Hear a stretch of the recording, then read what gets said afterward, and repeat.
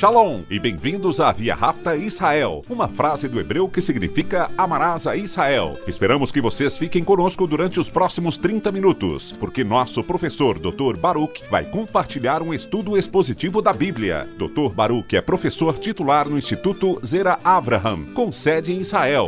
Ainda que todas as aulas no Instituto são dadas em hebraico, o Dr. Baruch fica feliz em compartilhar este estudo semanal com dublagem em português. Para mais informações sobre nosso trabalho em Israel, visite nosso site amarasaisrael.org. Fiquem agora com o Dr. Baruch e a aula de hoje. Who are you in Messiah? Quem é você no Messias Yeshua? Quero dizer, se você tem uma relação por meio de um pacto com aquele chamado Jesus de Nazaré, quem é você? O que isso interfere na pessoa que você é? Em quem você se converteu? Hoje estudaremos uma escritura muito importante que define quem nós somos no Messias. E não falo de como ele se chama, mas sobre qual é o seu comportamento. Precisamos entender que, ainda que somos salvos por graça e não por obra, é um presente. Tendo sido salvos pela graça de Deus, a qual temos acesso pela fé, uma fé arraigada na Bíblia. Nos convertemos em uma nova criação no Messias e somos criados para boas obras, ou seja, obras que se parecem no seu caráter com Deus, caminhando de uma maneira que manifestamos sua glória, fazendo a sua vontade. Hoje vamos ler uma passagem muito familiar. Como vocês sabem, estamos no meio de um estudo do Sermão de Yeshua no Monte. Essa grande mensagem que ele compartilhou há 2000 anos. Notem o que diz na sua própria Bíblia em Mateus, capítulo 5. Lembrem-se dessas palavras que ele disse com respeito a você e a mim, como ele nos vê, como nos chama e o que esses termos implicam para nós e na nossa conduta. Leamos Mateus, capítulo 5, versículo 3. Notem o que diz. É uma declaração contundente. Diz, vocês são o sal da terra. O que isso significa?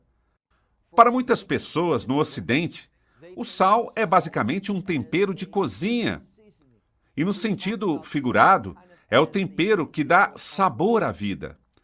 Mas, biblicamente, nesse contexto, há muitas coisas que se perdem na tradução porque não entendemos a origem da palavra nem a cultura que identifica essa palavra e a sua importância.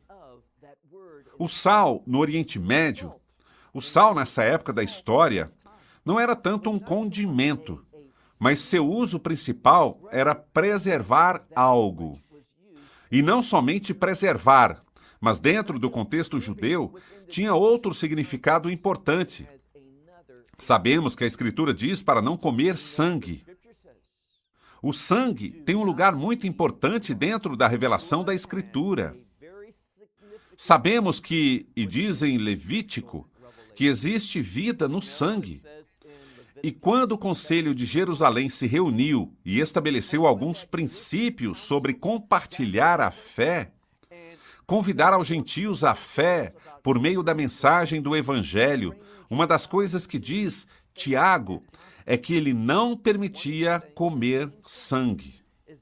O que se fazia com o sal era colocá-lo sobre o animal assim que ele era sacrificado. O animal era sacrificado de uma maneira que seu sangue era extraído do seu corpo, mas não do corpo todo. E por essa razão, quando a carne é cortada e preparada para ser cozinhada, antes de ser cozinhada, ela passa por um processo de salação. E o que faz o sal ali? O sal tem, e veremos a relevância disso em um momento, o sal tem o poder de extrair o sangue por completo da carne. E por que isso é importante? O sangue não só está relacionado com a vida, mas também que o sangue... O que ocorre com alguém que está enfermo? O primeiro que fazem é examinar seu sangue, porque o sangue contém contaminantes. coisas que não estão limpas, estão impuras, não são saudáveis como as enfermidades. Assim que, quando diz aqui que somos o sal da terra, não está dizendo que daremos sabor à vida. Não. O que quer dizer é que temos um chamado. E qual é esse chamado? Da mesma forma que o sal tem um poder, o sal tem o poder de extrair o sangue fora da carne. Se supõe que nós somos o sal da terra. O que isso quer dizer? Que fomos ungidos, por meio da fé, no Messias Yeshua, ao creres em Jesus Cristo, para nossa salvação. Nós somos ungidos com o Espírito Santo. Temos toda a provisão necessária para servir a Deus, e uma das maneiras como servimos a Deus é sendo uma força contra o mal. E contra tudo aquilo que é espiritualmente impuro, aquilo que desagrada a Deus. Supõe-se que nós expulsemos tudo isso. É o que significa o que lemos no versículo 13. Isso é o que significa que vocês são o sal da terra. Mas se o sal... Bem, a maioria das traduções dizem que perdem seu sabor, mas realmente o que a Escritura diz é: não funciona adequadamente. Não tem nada a ver, se você faz um bom estudo dessas palavras, não tem nada a ver com o sabor. Como saboreia algo quando coloca na boca? Essa é uma interpretação feita por alguém com base na cultura ocidental. Mas não. Se você faz um bom estudo dessa palavra, verá que é um verbo. Mas se você vê a mesma palavra em forma de substantivo, é uma palavra para um tonto. Com certeza não teria sentido dizer que o sal se torna tonto. Mas o que significa tonto? Quando você entende a origem dessa palavra em grego, num contexto bíblico, nos fala de alguém que não funciona adequadamente. Um tonto é alguém que não se comporta de maneira normal e aceitável. Alguém que não cumpre o que deveria fazer. Então, se o sal se torna tonto, significa que não funciona adequadamente. Diz, como seria feito o sal?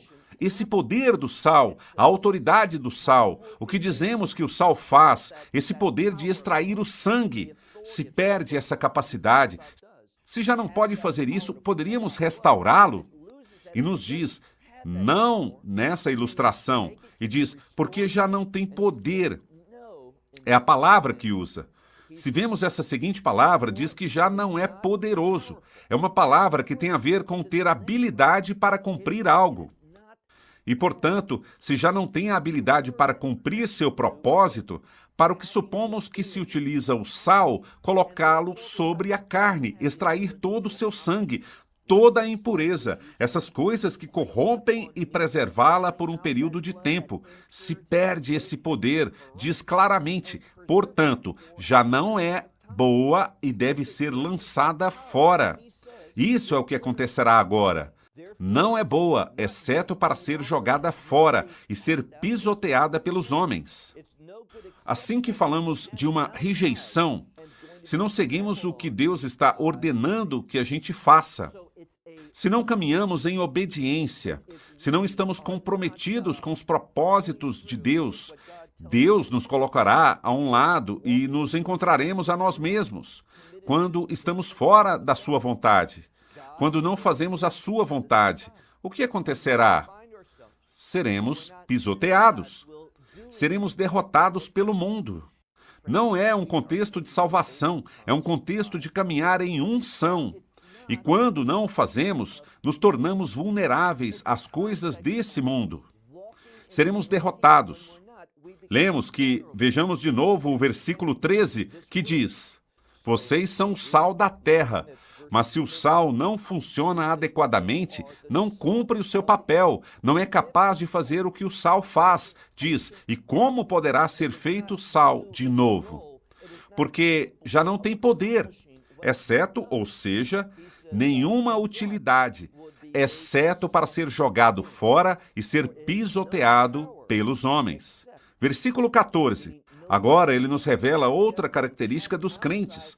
Não só somos sal, não só se supõe que vamos à guerra contra todas essas coisas que são impuras, essas coisas que produzem corrupção espiritual, essas coisas que vão contra os planos e propósitos de Deus. Também aqui no versículo 14 diz: vocês são a luz do mundo. E a luz, com certeza, serve para iluminar. Supõe-se que sejamos indivíduos que trazem iluminação, ou seja, ensino, a revelação da verdade a outros indivíduos. Assim que diz, vocês são a luz do mundo. E nos dá um exemplo. Diz, uma cidade não poderia ocultar sobre uma montanha. Uma cidade assentada sobre uma montanha, ou que foi colocada sobre uma montanha, e o versículo 15, nem se acende uma lâmpada. Não se acende uma lâmpada e se coloca debaixo de uma cesta. Com o fim de nos ensinar algo, Deus não nos acendeu por meio do seu Espírito Santo. Não nos deu esse poder, não nos deu esse chamado de ser luz do mundo com o fim de que essa luz esteja escondida. Ele não fez isso para nos colocar debaixo de uma cesta. Não. Ele quer que sejamos como essa cidade assentada sobre uma montanha. E, por certo, o termo montanha ou colina contém um grado de autoridade quando vemos profeticamente. Ou seja, quando vemos esse termo montanha ou colina sendo utilizados profeticamente nas Escrituras pelos profetas, vemos que está relacionada com governo, quer dizer que tem a ver com autoridade. Deus disse, lhe dei minha verdade. Vocês têm a iluminação da verdade. Vocês têm a iluminação do reino de Deus. Assim que os coloquei nessa montanha, lhes dei a autoridade. Ele não quer que estejamos cobertos por uma cesta. O que é que ele diz? Não é correto. Não se coloca debaixo de uma cesta, mas se coloca sobre um candelabro. Ou seja, se torna essa lâmpada e se coloca em um candelabro que foi perfeitamente desenhado para sustentar essa luz. Aqui está o interessante. Sabem o que eu amo? O livro de Apocalipse. E vemos nessas 7 cartas às 7 congregações, as igrejas da Ásia Menor. Sabem o que vemos? Vemos que cada igreja é chamada de candelabro. Isso é importante porque nos diz que recebemos luz, a verdade de Deus, sua iluminação. E é a igreja, a congregação dos redimidos, você e eu, que se supõe que manifestemos essa realidade. É o que diz. Então, não se coloca debaixo de uma cesta, mas ao contrário diz, se coloca sobre um candelabro e brinda luz a todos aqueles que estão na casa. Bem, na casa, uma das formas que se define essa palavra, os eruditos do judaísmo, é Beit, que tem a ver com a casa de Deus, que tem a ver com a casa de Israel, o povo de Deus. E isso nos diz claramente que supõe que tenhamos um chamado, um ministério para Israel. Qualquer congregação que não está, de algum modo, conectada com o povo judeu, recorda o que a Escritura diz, falando do poder do Evangelho, e me refiro a Romanos, capítulo 1, versículo 16, onde diz que o Evangelho é poder. É poder para os judeus primeiro e também para os gentis. O que isso significa? Há uma prioridade com o fim de compartilhar essa mensagem da verdade, esse evangelho, esse poder para salvar, primeiro e principalmente, a comunidade judaica, devido ao chamado que Israel tem, esse chamado de reino. Assim que lemos, vejamos novamente diz, não se acende uma lâmpada e se coloca debaixo de uma cesta, mas em um candelabro com o fim de que ilumine toda a casa. Logo diz, versículo 16, assim é um mandamento, assim brilhe sua luz diante dos homens para que vejam, e aqui está a chave, as suas boas obras. Uma vez mais, não somos salvos por nossas obras, mas uma vez que somos salvos, somos luz no mundo. Se vamos mostrar a verdade, mostremos com a nossa conduta, com nossos feitos. Há alguns minutos dizíamos que em Apocalipse capítulo 2 e 3, onde se fala das 7 congregações e as chamam de candelabros, a essas 7 igrejas. Mas notemos algo mais. Há muitas delas, lhe diz, conheço tuas obras. E ele as avalia. O que o Messias diz aos líderes de cada uma dessas congregações, o diz a toda a congregação. Conheço tuas obras. Assim que as obras são importantes.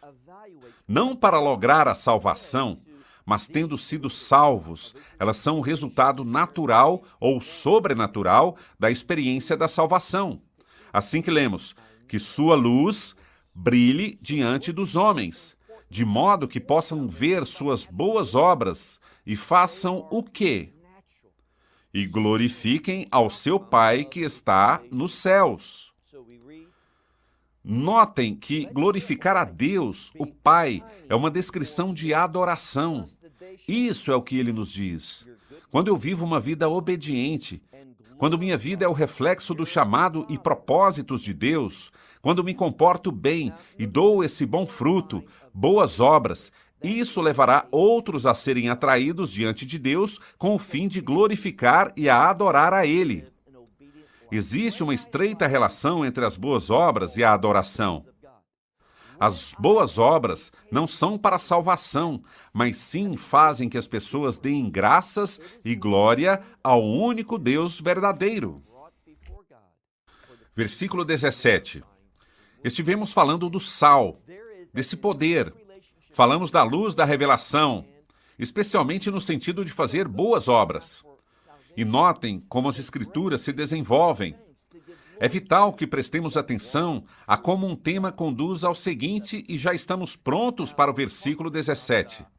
Essa é uma passagem que, na minha opinião, a igreja realmente necessita estudar e prestar atenção ao que Yeshua está nos ensinando. Versículo 17. Não pensem, e aqui está o problema. Muitas pessoas têm uma maneira incorreta de pensar. Não digo que não sejam salvos, que não sejam pessoas agradáveis, pessoas que não sejam sinceras na sua fé, mas que acreditam em coisas que não são biblicamente sanas.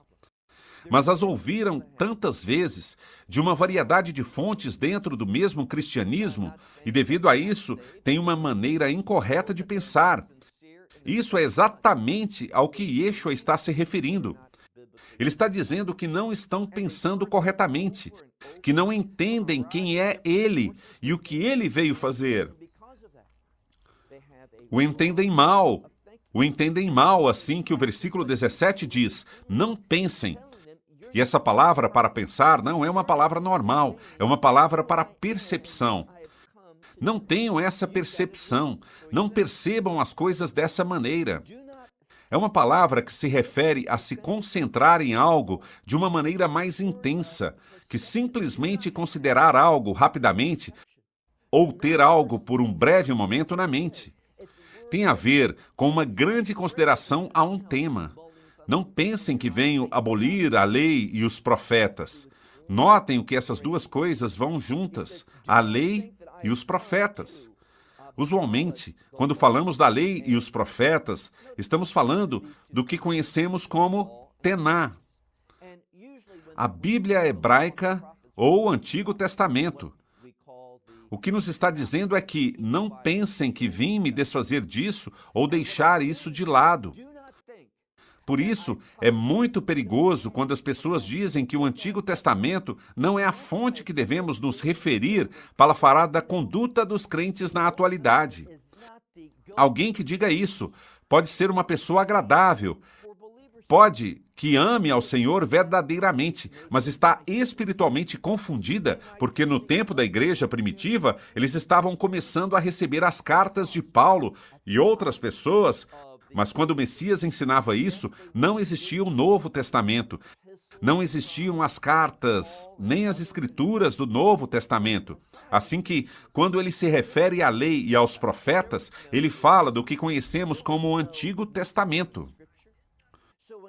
Não tenham uma mentalidade que pensa que eu, minha vinda, minha obra, de nenhuma maneira limita o significado daquilo. Diz, não vim abolir ou destruir, mas para cumprir. E esse cumprimento não significa que o Antigo Testamento perde relevância, que não devemos estudá-lo ou aplicar suas verdades à nossa vida.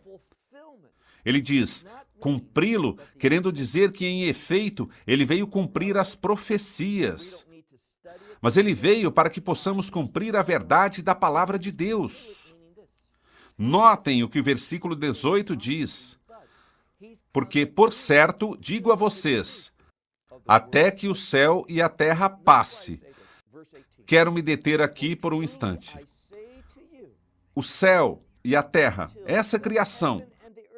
Estamos falando de coisas que se perdem com a tradução, quando não conhecemos o transfundo cultural. Assim, quando céu e terra, até que a primeira criação passe, e certamente passará, haverá um novo céu e uma nova terra. Haverá uma nova criação, o reino de Deus, em última instância chamada de a Nova Jerusalém. E tudo será, como disse João, tudo será novo. Será uma nova criação, desvinculada com qualquer coisa do passado. Por isso, é tão problemático quando as pessoas falam sobre o céu. O céu, hoje em dia, não existirá pela eternidade. O céu, onde o Messias se encontra à direita de Deus agora mesmo, onde junto a ele estão as almas que morreram na fé, onde estão os 24 anciões e as hostes celestiais e as 4 criaturas.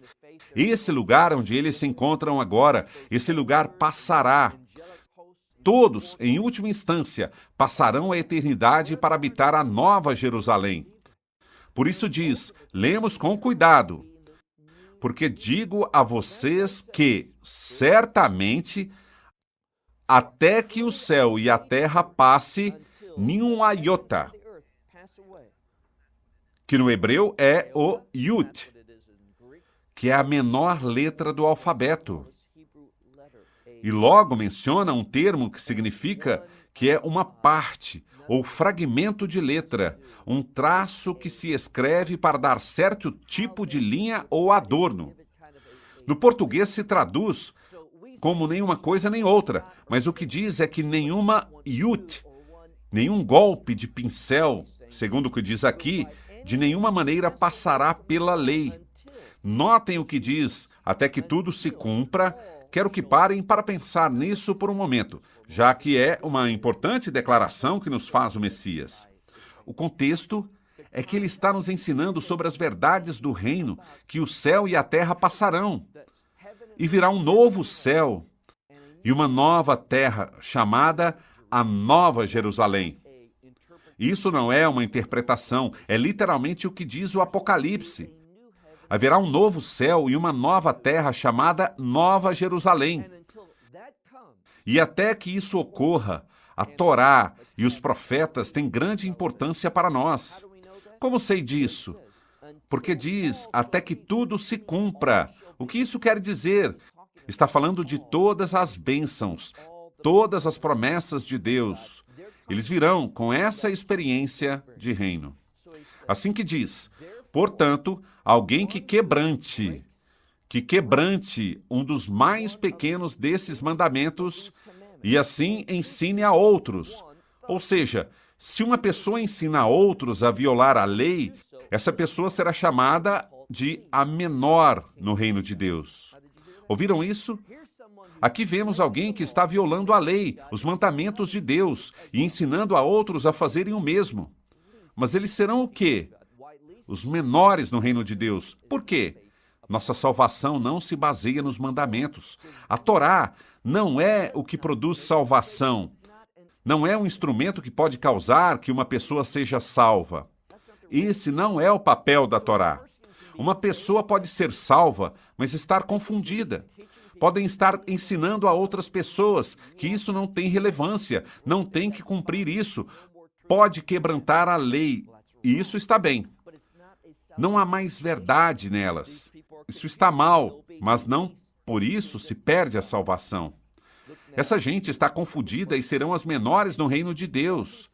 Passemos agora à segunda parte do versículo 19. Mas diz, mas em contraste a isso, mas quem a cumpre e ensina assim a outros, será o quê? Alguém que cumpra os mandamentos e ensina a outros que eles também os cumpram. Eles serão grandes.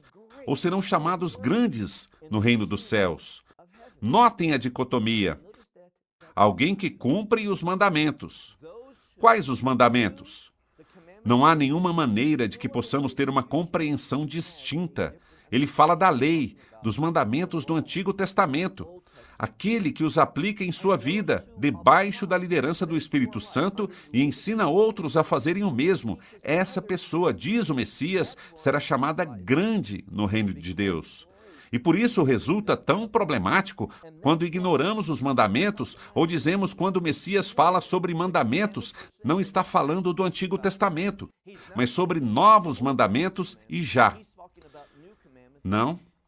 Os mandamentos do Novo Testamento nem mesmo tinham sido dados nesse momento.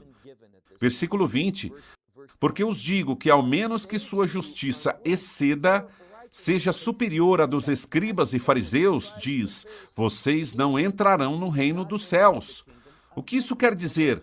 É uma declaração muito importante e diz que ao menos que nossa justiça ultrapasse a dos escribas e fariseus, nós não entraremos no reino dos céus.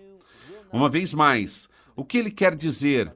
Está nos ensinando, instruindo que esses fariseus e escribas se baseavam totalmente em obras, boas obras, nossas obras, e estavam altamente comprometidos. Mas notem o que diz, a menos que sua justiça exceda a deles, porque eles estavam obcecados com as suas obras. Como pode ser que minha justiça supere a deles? Fica claro que se a tua justiça não se baseia nas suas obras humanas, mas na obra, na suficiência do Messias. No que ele fez sobre a cruz, é só sua justiça. Recordem o que temos dito diversas vezes. O Messias foi colocado nessa cruz. E o que aconteceu? Nossos pecados, os pecados do mundo foram transferidos a ele. E quando nossos pecados foram transferidos a ele, aqueles que recebem a sua obra como única fonte de salvação, como única fonte de redenção, quando dizemos sim à cruz, o que acontece? Da mesma maneira que nossos pecados são transferidos a ele, sua justiça, daquele que nasceu sem pecado, que jamais pecou, o único perfeito, a justiça do Messias é imputada a nós. E essa é a única maneira em que nossa justiça pode superar a dos escribas e fariseus, se nossa justiça é a justiça de Cristo Jesus, o Messias Yeshua. Só através dele e sua justiça seremos recebidos no reino dos céus. Esperamos que você tenha desfrutado da aula de hoje e que possa compartilhá-la com outros. Te convidamos a participar e nos acompanhar a cada semana, a esta hora e por este canal, em mais um episódio de Amarás a Israel. Para mais informações em português, visite amarasaisrael.org, onde encontrará muitos outros estudos realizados pelo Dr. Baruch. Até a próxima semana. Que Deus, nosso Messias Yeshua, nosso Senhor Jesus Cristo, te abençoe durante a sua caminhada com Ele. Shalom, desde Israel.